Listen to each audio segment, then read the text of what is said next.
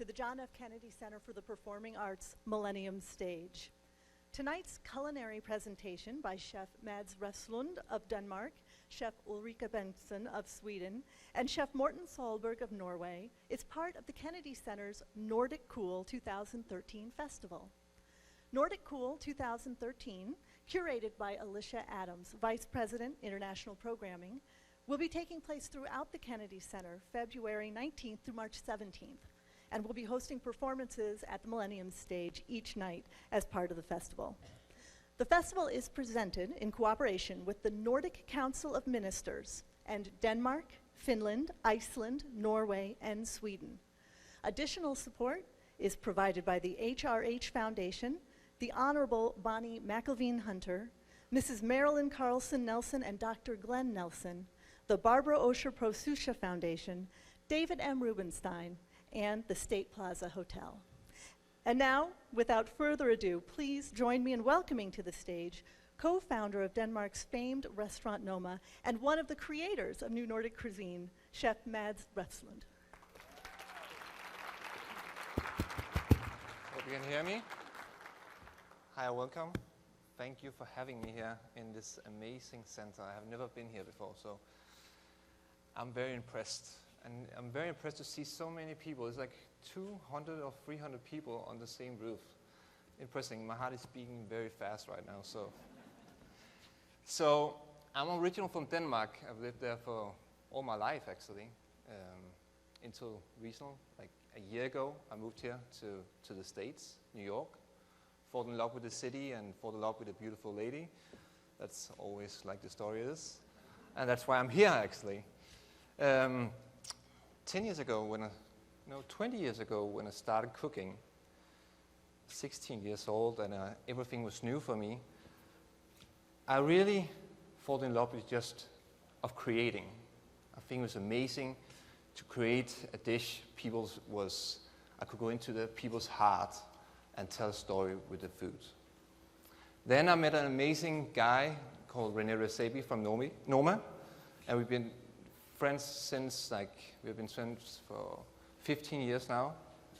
And for 10 years ago, we got this amazing, crazy idea to create a Nordic cuisine. We want to use everything that was around us. We want to use the terroir that was around us. And we want to tell a story about our past and what we have in the backyard.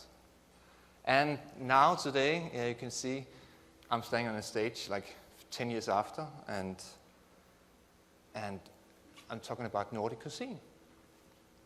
So what is Nordic cuisine exactly? Is it the meatballs from IKEA? Is it the smoked herring? Is it the smoked salmon? No, it's a way of thinking. In my world, it's a way of thinking. It's using the things that's just growing outside your backyard. It's, using the things from the forest, not importing things from Bahamas or from Denmark. It's using what we have exactly here and be proud of it. So actually I can go to New York and do Nordic cuisine, because in my world it's just to be proud of who you are and what is around you. So the way I came to New York was after Noma. I had my own restaurant for 7 years. I closed it down in 2010. We don't want to go into that, but the finance crisis was killing my small restaurant, so I had to close it down in 2010. I bought a piece of land. I was starting to growing organic vegetables instead. And I was going around the world and talked about Nordic cuisine, talked about my way of thinking. And I came to New York in 2011. And I had to do a presentation for a French festival called Omnivore Festival. And after the festival, it was the first time I was in New York, in the States. So after the presentation, all this, I had a week's vacation. So I went out to a restaurant and to eating. And it was an amazing meal. And I paid the bill, and I ran out of the restaurant. And what I didn't know about the tipping system here in New York. So I didn't tip. I thought the tax was my tipping. So the waiter's running after me and say, "Is anything wrong?" "No, nothing is wrong." so why did you not tip? And I was totally red in my face. I was like, fuck hell, I'm in the restaurant business. Why did I not tip?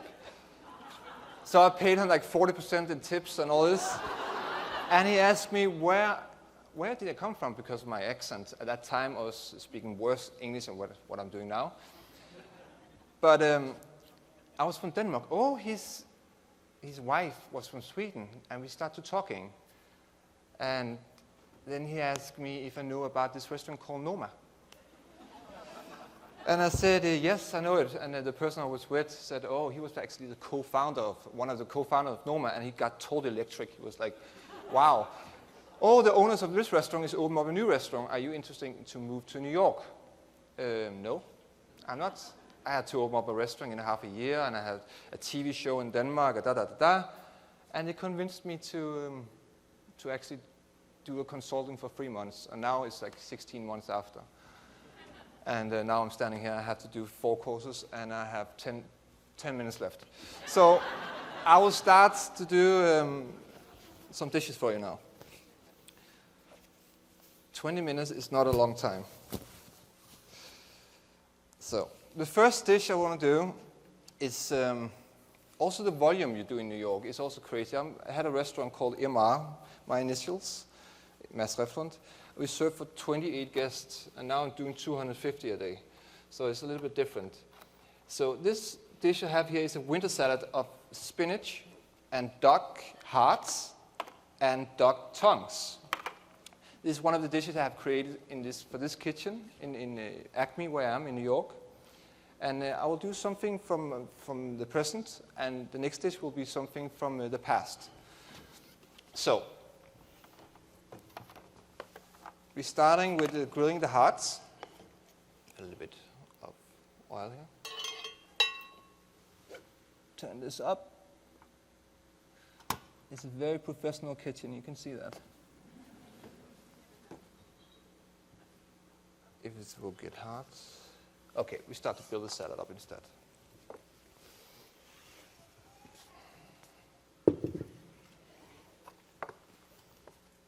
So this is organic spinach. And the thing here in the wintertime, I'm used to snow, I'm really used to cold weathers. So I don't have to use all these things from California, and I use some lemons, yeah, but that's it. I really try to be so local as possible.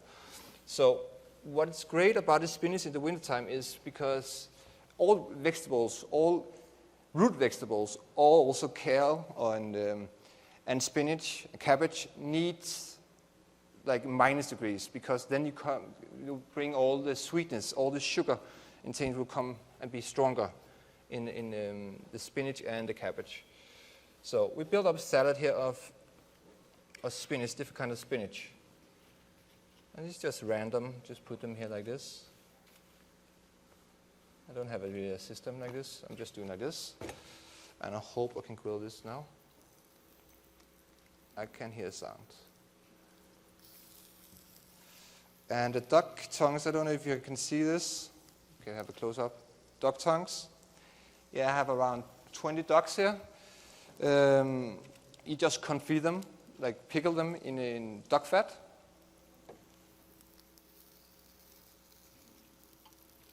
And this will not move faster, I have to kill it.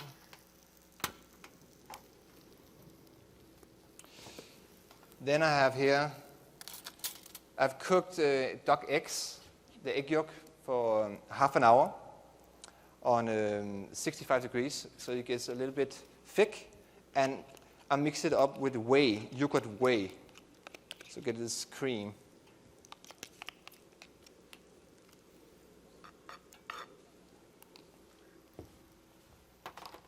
Then here I have, what do you call it, foie gras cracklings, like duck liver that's roasted on a pan with some thyme and a little bit of garlic, a little bit of onions, and I just roast them totally. Then I put some vinegar on it and some duck jus. And it's like liver, like duck liver, cracklings.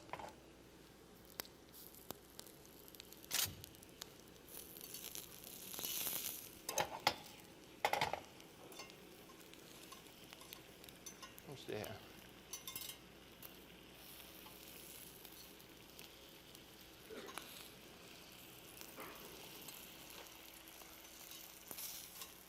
It's not because I'm used to this type of gas stoves.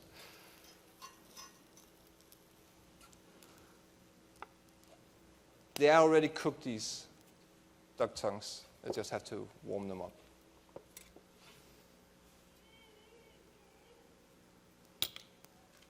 So I put this in here. Different kind of. Put some more salad here.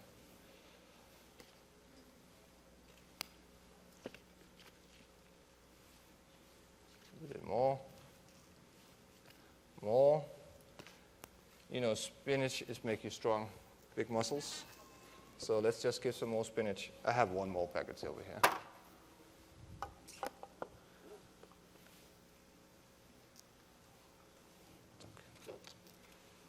That's it.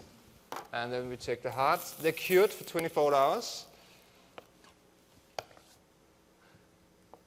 And they're very blur, but let's just do it now. Because they are.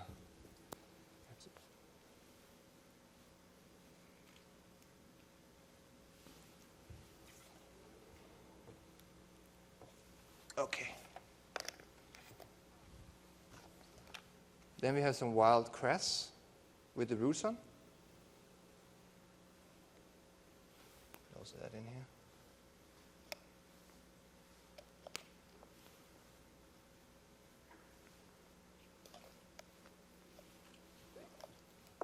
For salt, we have a little bit of seaweed, dry seaweed.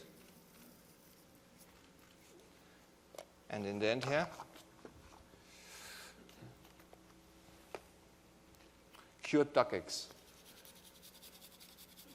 So we take the duck eggs and put them in salt for 48 hours, and they get hard.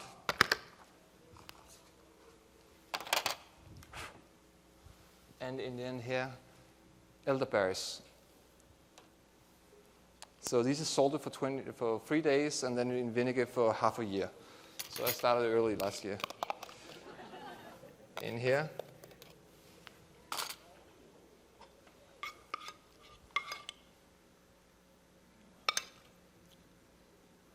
And we can use a lot of sauce here. So the first dish here, like a winter salad with different kind of ducks. So I'm busy.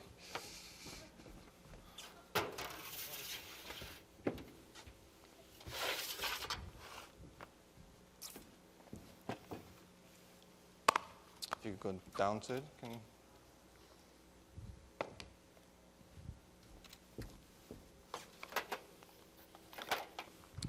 So, can you see me? Is there too much smoke up here?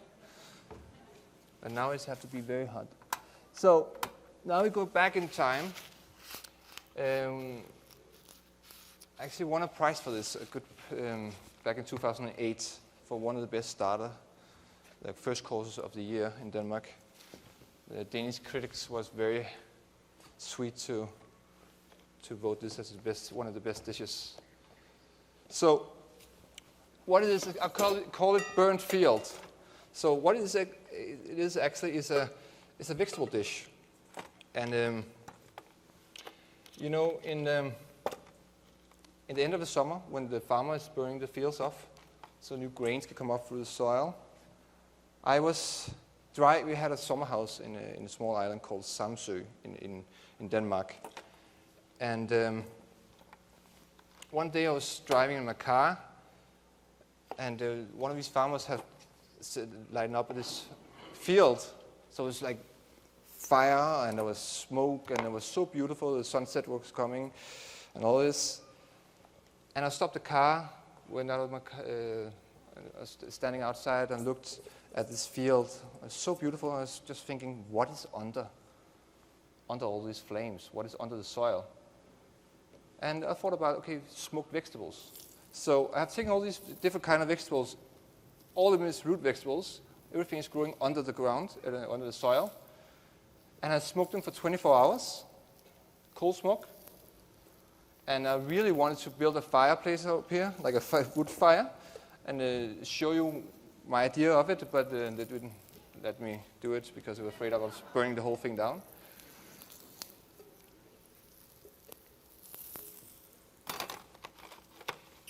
So now we just grill it instead.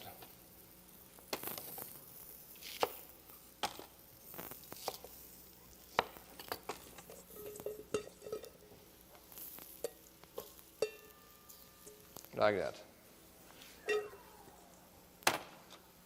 Truffle puree? Yeah, around $1,000 truffles, just putting it into this. Peanut oil with burnt lime and young peanuts pickled.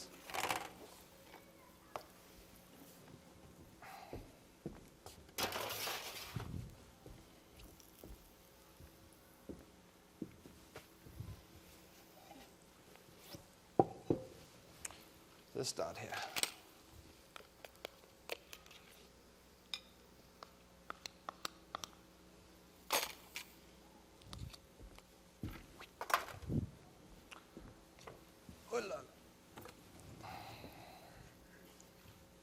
Now we're burning again. Yeah.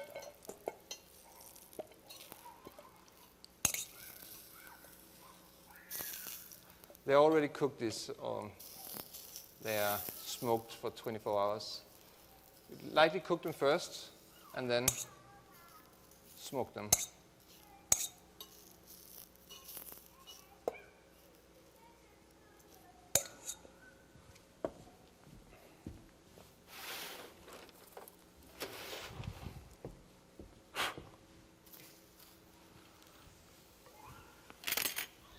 So the peanut dressing, like this.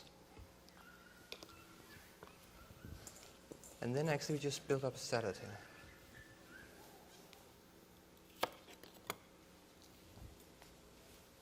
Like that. Salad root, celery root, celery, but the end, like the root of the celery. Radish, beets, carrots, sunchokes, one more carrot, onion root, one more onion root, peanuts. Yeah, that's it.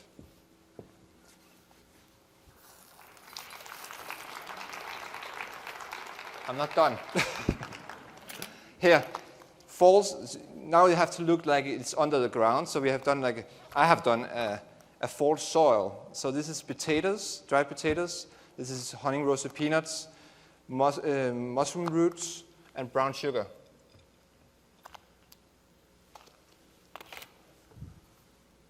And now we have to smoke it, if it works. Or we have enough smoke on the stage. A little bit of hay.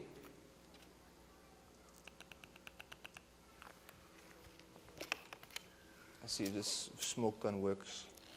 So smart, yeah?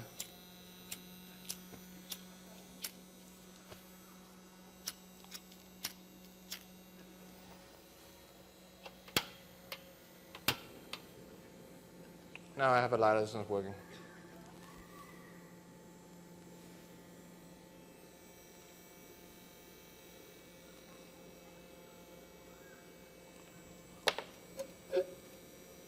So this is the way I was serving on my restaurant in Copenhagen.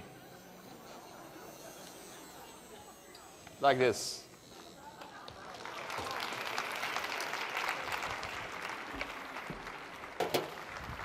And then we walk in through the guests and we talk about all this story I've talked about for the last okay, now I'm actually done. No, and we just preserve it like this. Burnt field.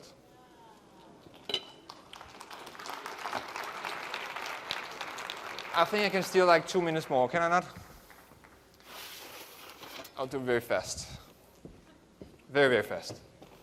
So the last dish I will do is something again from the present. It's a dish we have on the restaurant. And it's a slow cook cabbage. You can slow cook this for 6 hours on very low heat. So, and then we have put pine in it. I wanted to demonstrate it with pine, but we don't have time for that right now. So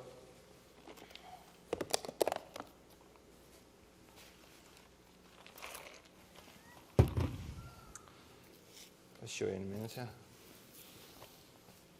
And then we have pine also here. This is herring as salted for 24 hours also.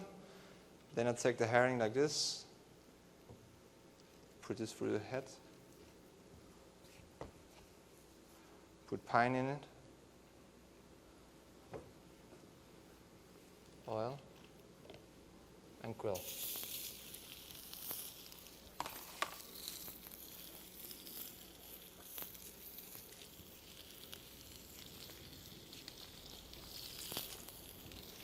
And I'll take this and break it out. You can see all the pine has been through here.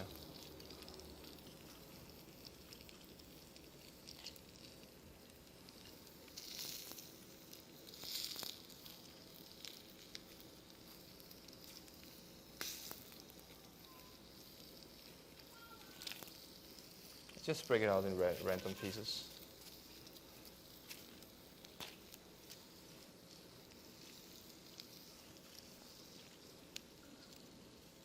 Like that. Take this.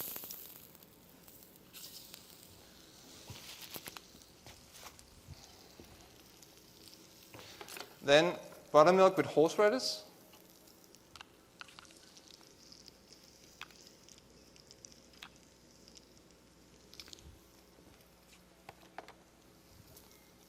And pine oil.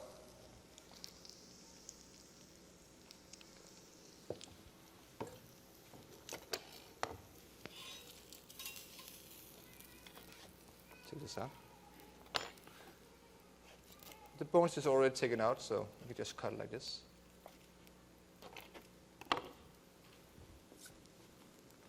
And these are salted herrings and a squeeze of lemon, and in the end, small baby cabbage, like that. So now my time is gone.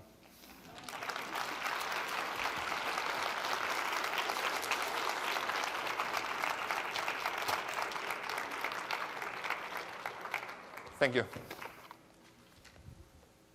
That's a lot of dishes here. I actually had one more, but we don't have time for that. That was what this was for. I'm too slow. Thank you, guys. Yes. Thank you. And please, a round of applause for our chef. That's wonderful.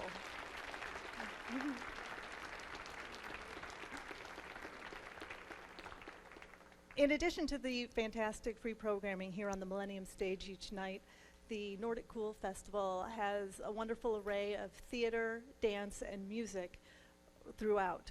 Tomorrow night, right here in the Symphony Hall, will be the Iceland Symphony Orchestra, and they're going to be playing a program heavy on Nordic composers, including Grieg's Piano Concerto in A minor, featuring soloist Garrick Olsen. So we invite you to check that out, or any of the other great programming, which is the full calendar schedule is available on the website.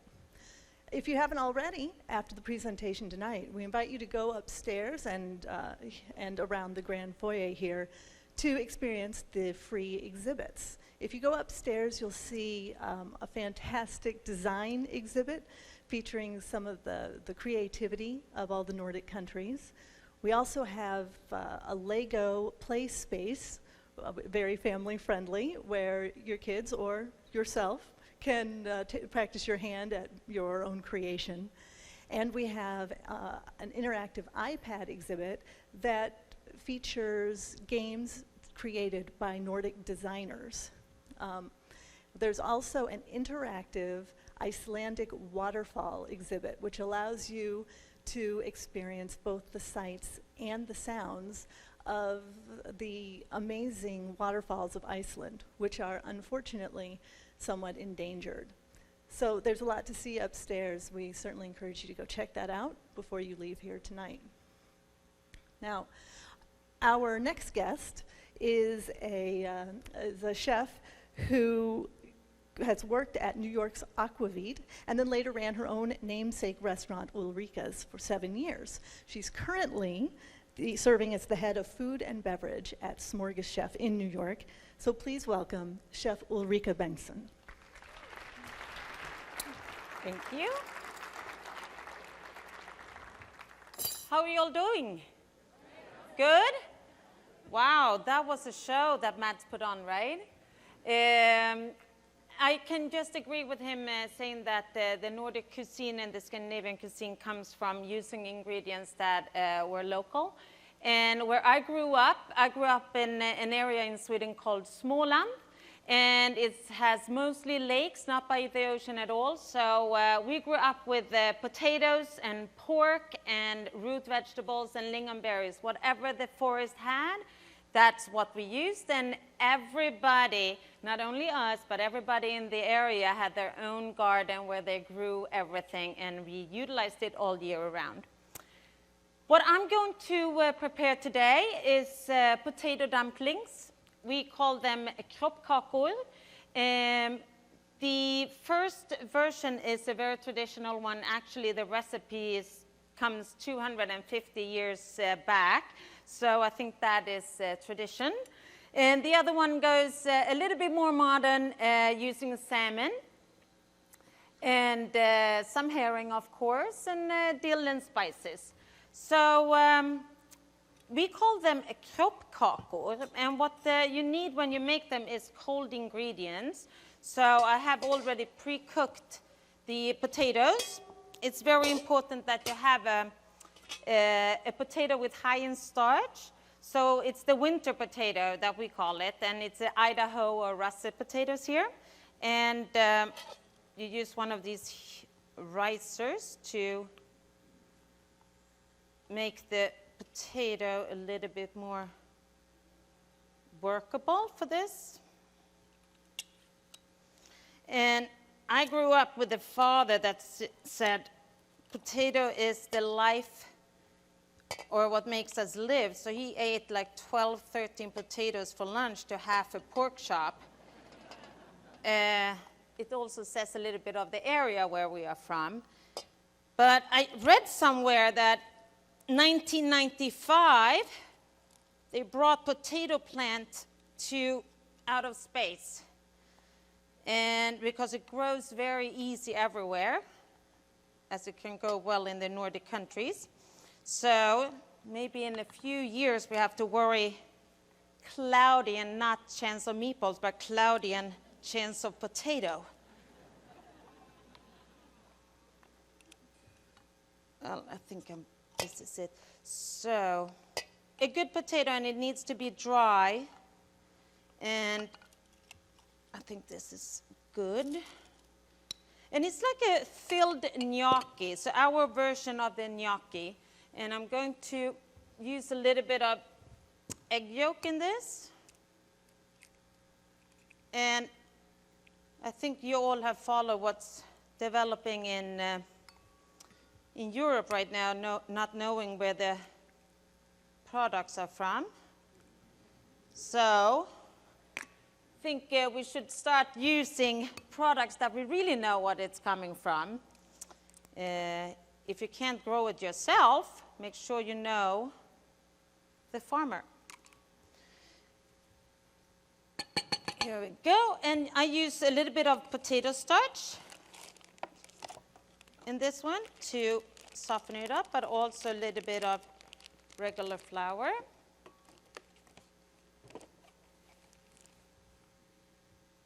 And what you're doing is creating a dough, basically, that you can fill.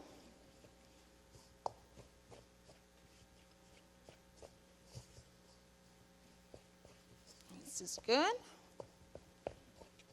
Don't work it too much because it's going to be stiff. This looks great. So I'm going to put this to the side to let the flour expand a little bit more while we do the first filling.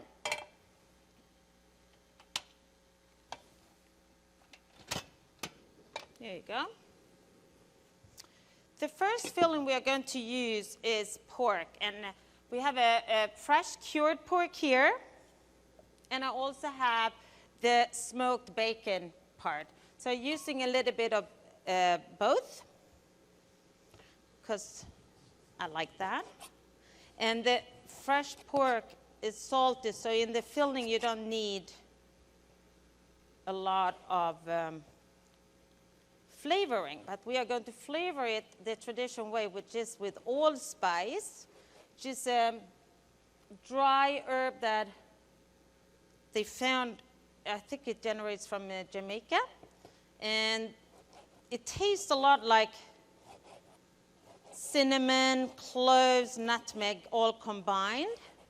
So you call it allspice. I think that's a good explanatory, because it tastes so yummy. So start with this. So much fat in this, you don't really need to add more. Now we take a little bit of this smoky bacon.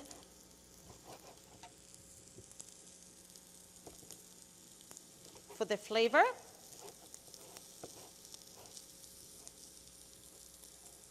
And when I grew up, we ate this days when we had hard labor planned, the whole family. I grew up, we had a forest, so we planted trees and cut down trees, and we heated our house and hot water with that. So I thought the word kroppkaka, which means body cakes, actually came from that you ate it because you did the hard labor.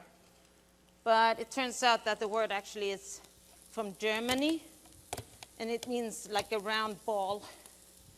But to me it meant a good, sturdy dish that kept us going for a whole day. There you go. But as I said, it's important that the ingredients are cold. So I made the stuff for the filling already. And this we can use to serve on top, like the icing on the cake, so to speak.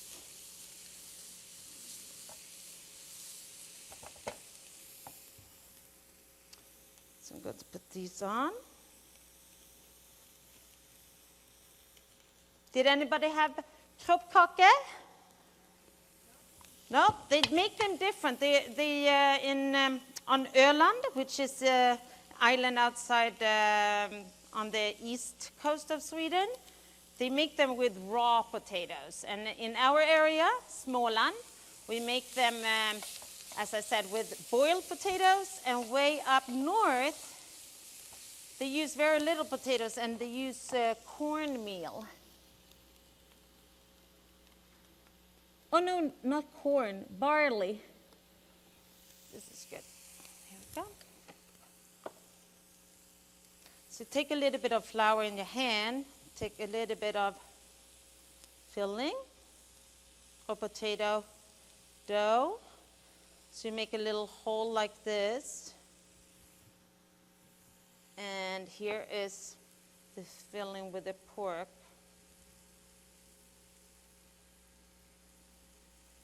And seal it up. Shape it any way that you find that you like.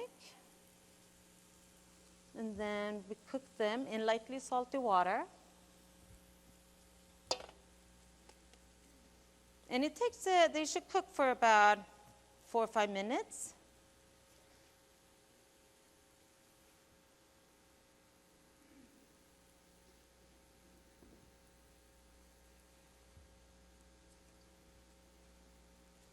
This.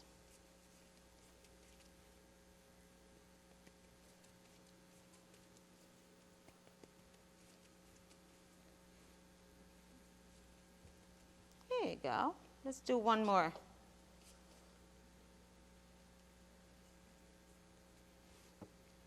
The good thing with this dish is that most of the things, most of the ingredients can be pre-made the day before. So you don't have to spend a whole day cooking it. Basically just cook them in the water when you're ready to eat them. There you go. And the traditional thing to serve with this is lingonberries. And here I have lingonberries that actually my mother picked this summer when we were visiting in Sweden. And they are just frozen, so we can, I like these because you can make them as sweet as you want to. The preserves are usually very sweet, so with this dish, with the fatness and the saltiness in the pork, I like to not use too much sugar, just a little bit. And lingonberries are our version of cranberries, grow wild in the forest, and we make, as you know, lingonberry jam and lingonberry syrup. We are also going to serve melted butter. Up. Here we go. And these are coming up.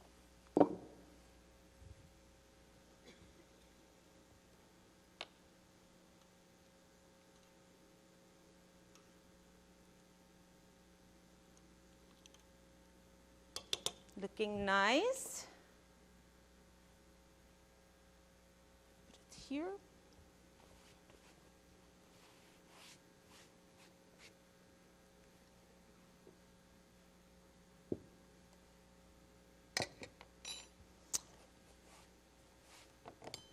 I just realized I don't have a plate to plate it on. That can maybe be arranged.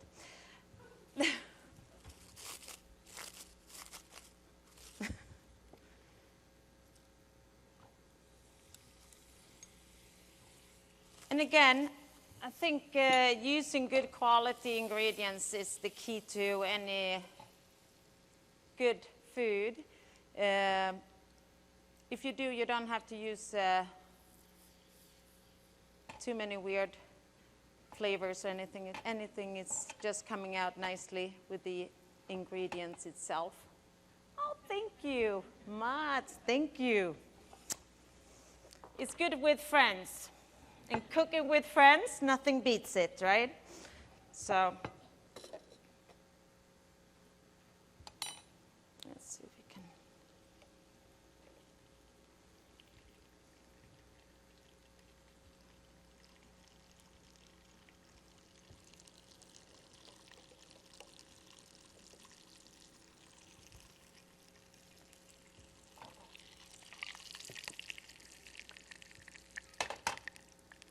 And I like to brown the butter so you get a little bit of nuttiness to this dish. That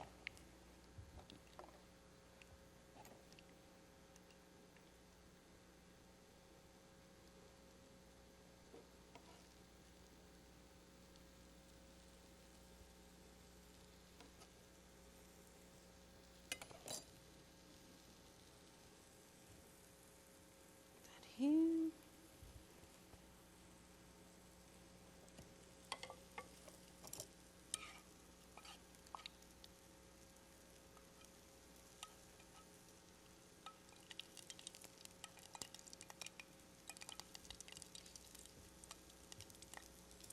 Go. A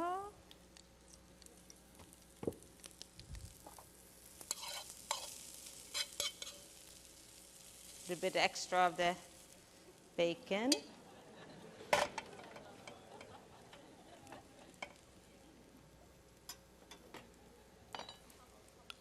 And of course some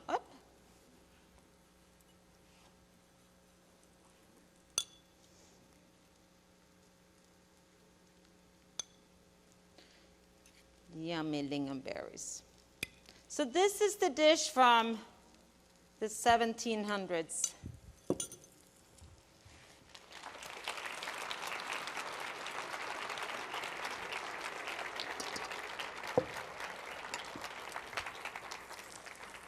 Now, let's see if we can.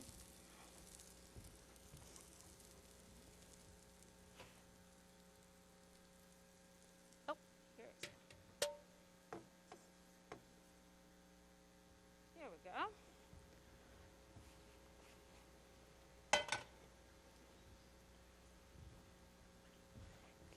little bit.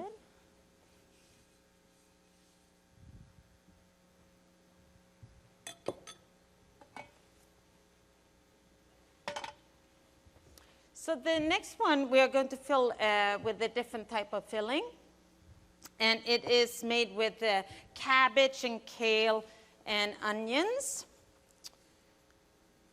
We are making them much smaller because and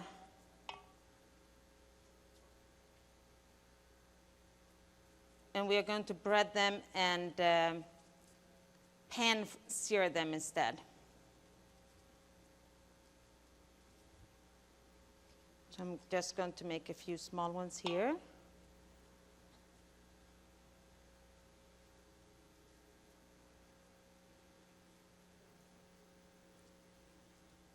Like that. And I have a few already made, because we know we have a little short of time. So this is what they are going to look like. Small, nice, breaded, that we can pan fry. So you get a different texture on them. And with this one, we're going to serve salmon. And the salmon, it's a fresh salmon that we are going to cure. I'm going to cut it into pieces.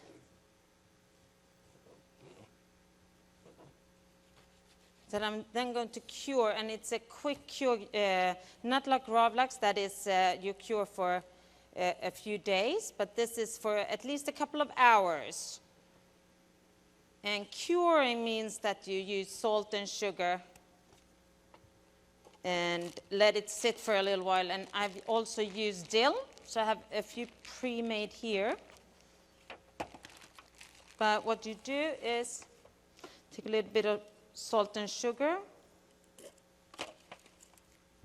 in a bag. Usually use equal amounts.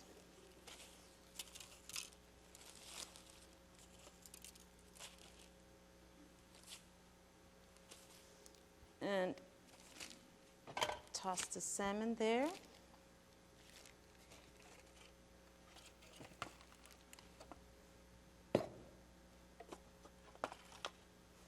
And of course, most important herb in Scandinavia, dill. Here we go. And then you roll it, make sure that all sides are covered with the curing spices, and let it sit for a couple of hours. And that's what we have here. Voila! The magic of cooking on stage. This one,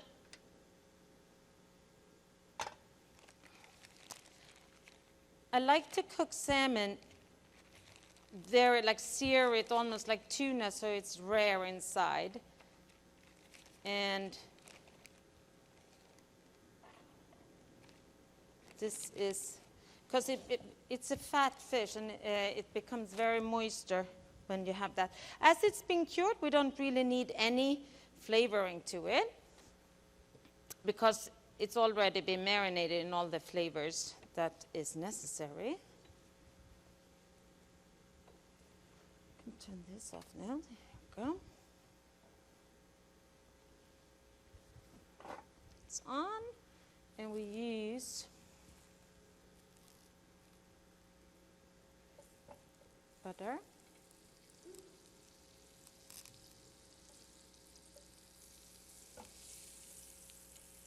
Could have been nice to use Mads grill for this too.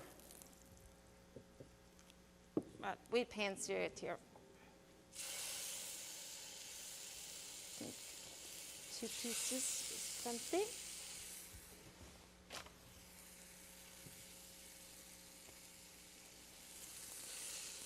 And next to this, we will pan sear the dumplings itself.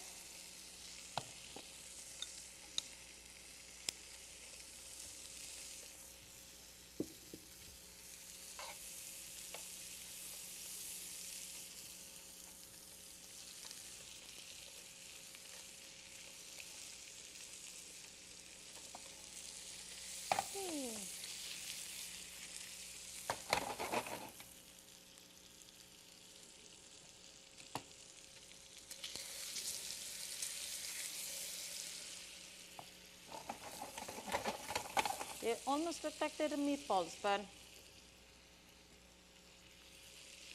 it's like a potato croquette. And at the restaurant in the city,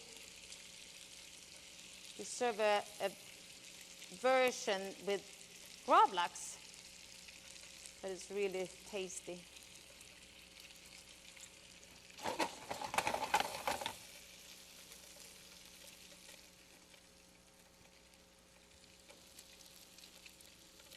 Perfect.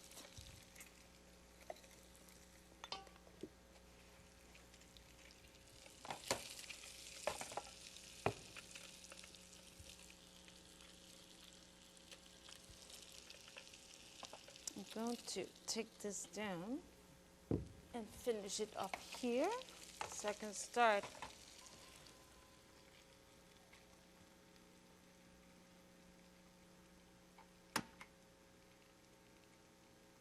going to be just a warm matjes herring and chive butter.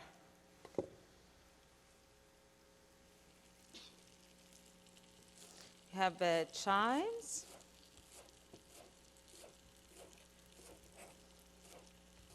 I came to New York about 25 years ago, and I was interested in anything but Swedish cuisine. And I loved living there, and I loved traveling just for a token to go to Chinatown and eat Chinese, really good traditional Chinese food. And the same with the Mexican food. And then I started after 5-6 years thinking, I miss my food. What about traditional Swedish food? And growing up with a father that hunted moose and fished and deer and everything, and a mother that took care of it all, I need to showcase that. So that's the reason why I opened Ulrika's 1999. And we were all about this slow cooking and knowing where the product came from and so on. So it was a fun adventure. And I'm so excited to see how the world now has evolved and more and more are really into and understand the importance of knowing where the food comes from. And I am lucky to be working in the restaurant that actually has their own farm too. So we really have control of where the product gets. So this is just a little melted butter with lots of chive and matjes herring, which is a herring that is marinated with sandalwood. So that's why it gets a little red in the color. And now, time! Oh my God! So this is the dish. Whoop! So let's put it right here. Salmon, a little bit of sauce. God, time flies when you're having fun, right? Anyway, thank you so much.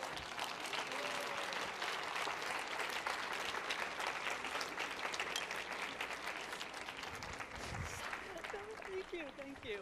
All right, let's hear it, please, for Chef Bengtsson. Thank you. Now, several of the recipes that are featured tonight will be available after the performance on the Kennedy Center's Facebook page. And as always, this presentation, like all our Millennium stage performances, will be archived on the Kennedy Center's website at kennedy-center.org. So if you want to review what you've seen tonight and compare your own dumpling making technique, you can see it as many times as you'd like to on the website. If you missed our previous culinary performance, which was on February 25th, you can also review that one, which featured Chef Haukenmar Orvason of Iceland and Petri Luoto of Finland. And one last comment is that our gift shop downstairs on the A level, has been transformed into the Nordic boutique. So we have an array of Nordic products, including glassware, furniture and accessories, toiletries, and even a selection of food. But I think you still have to make your own dumplings. All right, our final chef. Please join me in welcoming to the stage the founder of Smorgas Chef Restaurant Group in New York and Blenheim Hill Farms, Chef Morten Solberg.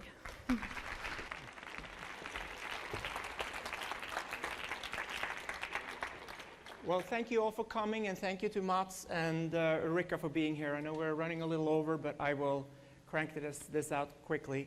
I wanted to do a dish tonight that we did at the gala opening of the festival 2 weeks ago. It's called Icelandic Lamb 3 Ways. And one of the reasons why I like to do this dish is because it represents a new thinking in cooking when you're growing or raising your own animals. We have a 160-acre farm. We raise lamb, pigs, beef cows. We do our own yogurt, honeybees, maple syrup, and hundreds of herbs and vegetables. So I'm going to start off by developing a kale yogurt sauce that goes with the lamb 3 ways first. I have some bright green kale. And what I like to do when I cut the kale, I fold it over, if it's possible to see it. You get the spine out, like this, because it doesn't add much color.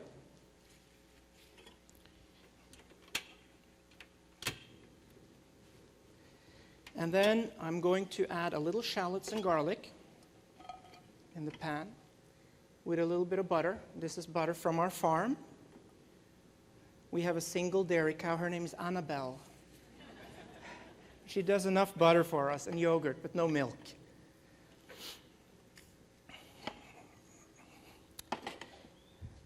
And in the kale sauce, we use kale that we grow in the greenhouse and a little bit of shallots and salt, and then we use garlic and added a little bit of vegetable stock to the dish.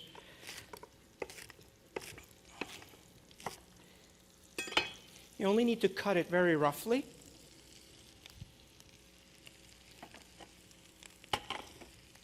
And this is the vegetable stock.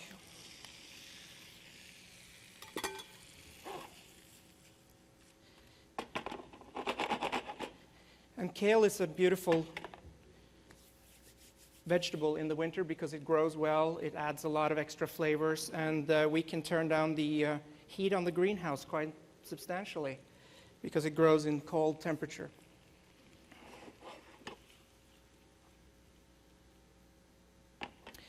And then we're going to start off with the meats. I've got 3 types of lamb from our own lamb that we raised ourselves. I got a loin here, I got leg of lamb, and I also got the chopped extras here, as we use as ground meat. So I'm going to do the meatballs first.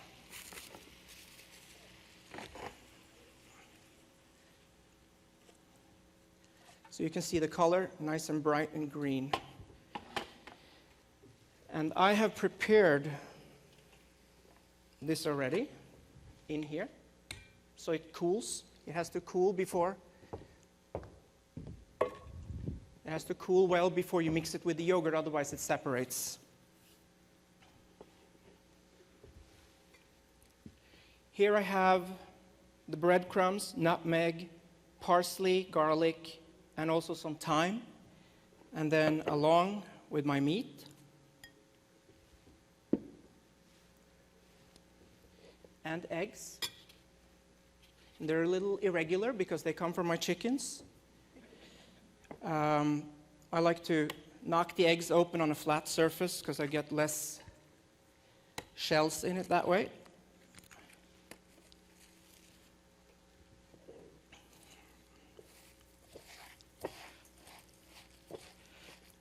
And it's nice to use your hands for this job, so it gets nice and...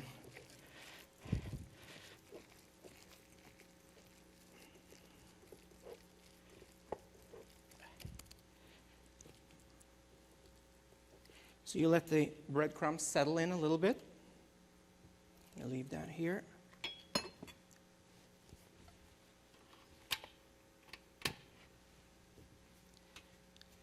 In the meantime, I'm going to put on the loin.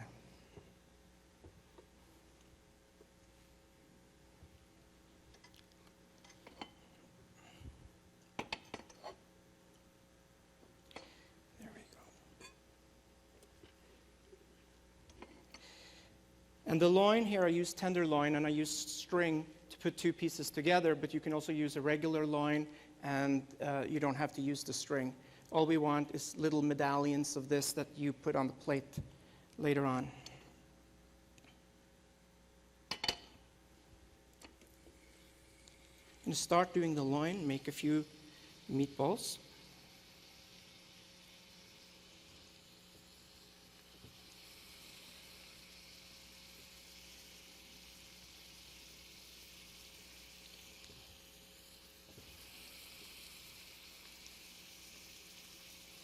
And in the meantime, I'll show you how to do the leg of lamb.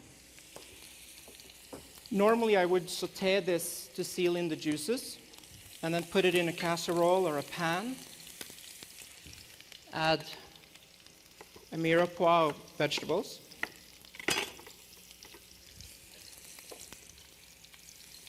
Some carrots and tomatoes.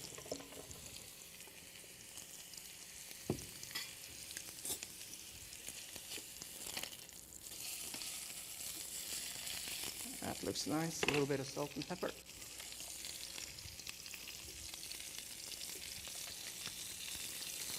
And this is some chicken stock that we cook ourselves in the kitchen in New York. Pour that on, along with a glass of dry Riesling. And we have here some juniper berries, coriander, thyme, and some sea salt.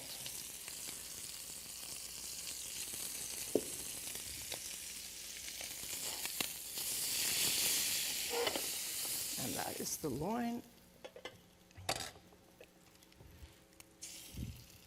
We're going to do a couple of meatballs.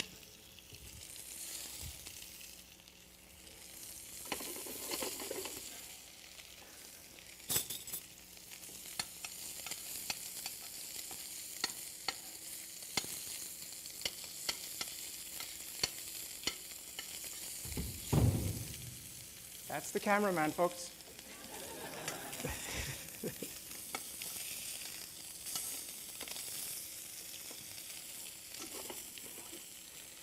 Meatballs you want to cook till they're cooked through. The loin you want to let remain tender inside.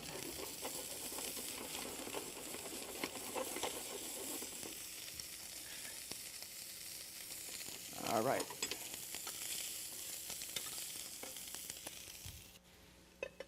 One of these there.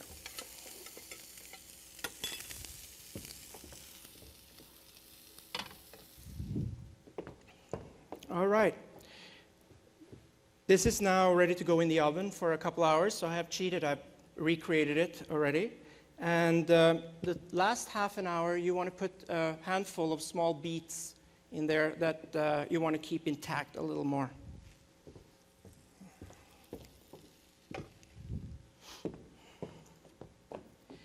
Okay, now the yogurt sauce is cooled enough to blend it.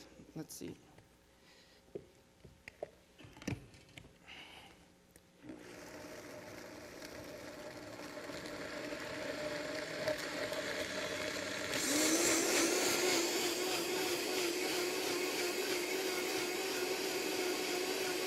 I don't know if you can hear me talking while this is going.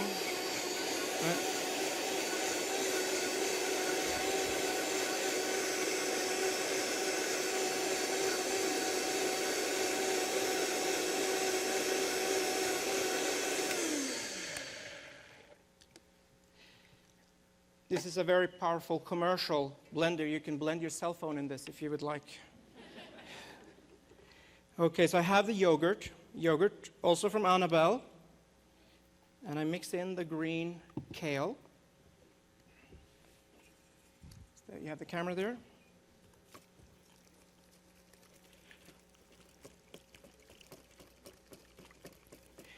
And it becomes a little lighter green.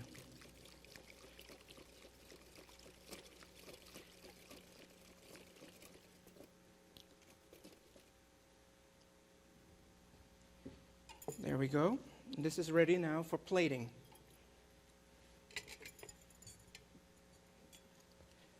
So we have the meatballs.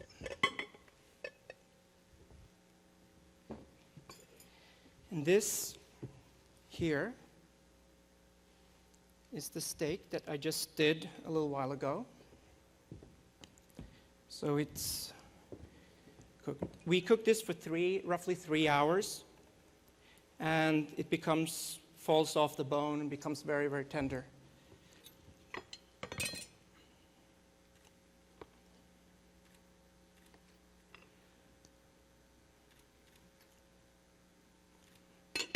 Do a nice square like that.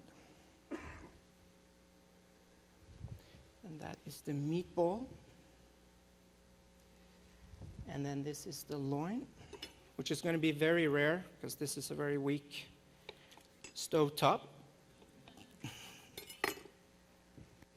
There we go. And we're going to do salt-crusted potatoes to go with this.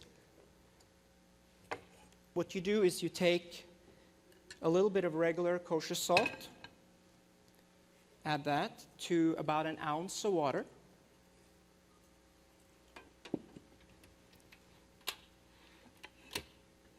There we go.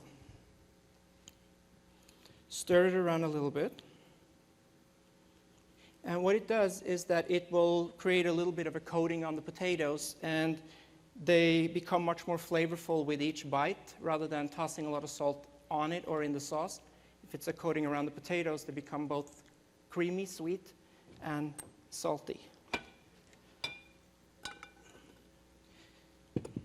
I use these little baby potatoes because they're decorative as well. So I'm going to let these salt up. In the meantime, I want to show you the chanterelles that I'm using. These are yellow-footed chanterelles.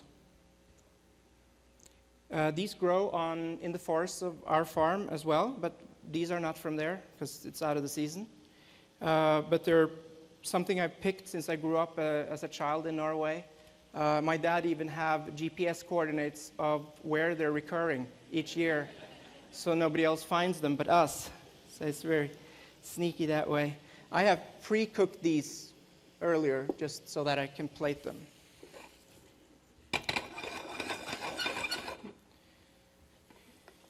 So the purpose of getting the potatoes this way is so that they give you this impression or this visual of stones in a riverbed, because they're kind of a little paler than they would be otherwise with these colors on them.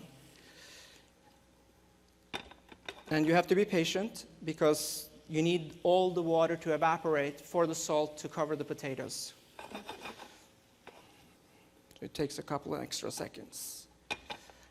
Then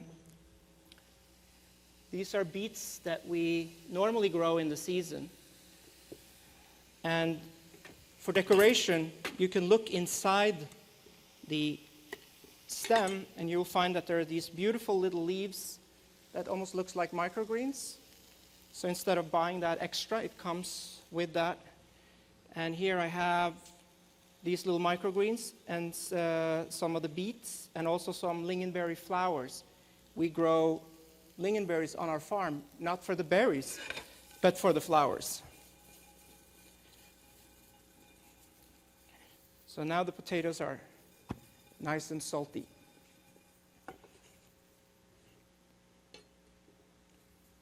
And by the way, the potatoes are pre-cooked before. Otherwise, this would not be enough. It would be raw. So I take one purple one white, and one red. And I put this one there. And 3 of them over here. And then with the yogurt sauce.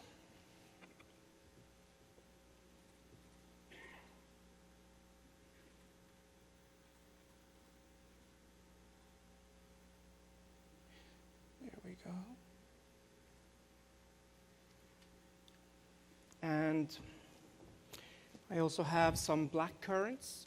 One of the strategies with our restaurants in the city and our farms is that we're expanding, adding more land and more farms to our group so that we can grow different things in different places. So for example, in the Hudson Valley, we have 10 acres that does only black currants. And it's a wonderful berry that was forbidden until recently in the United States. They thought it had a conflict with pine. There we go. And then I'm going to put this little sauce on here for a moment. There we go.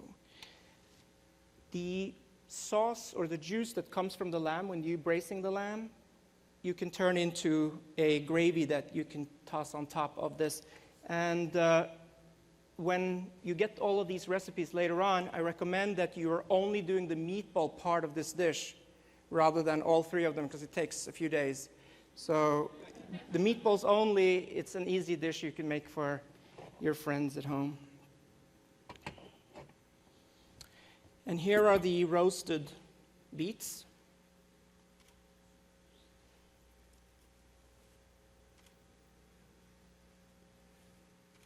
Like that. And then the chanterelles.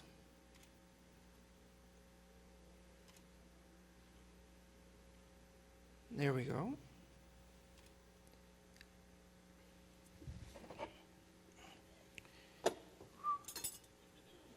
Smells good.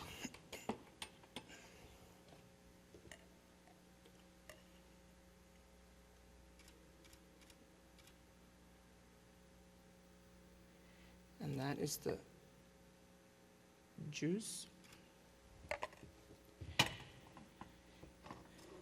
And then as a final touch, you'll add on the little microgreen leaves from the beet.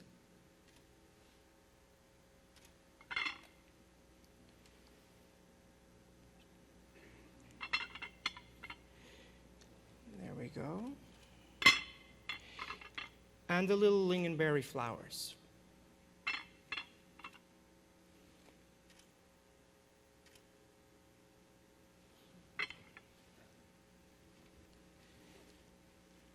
And that's the dish. Wow.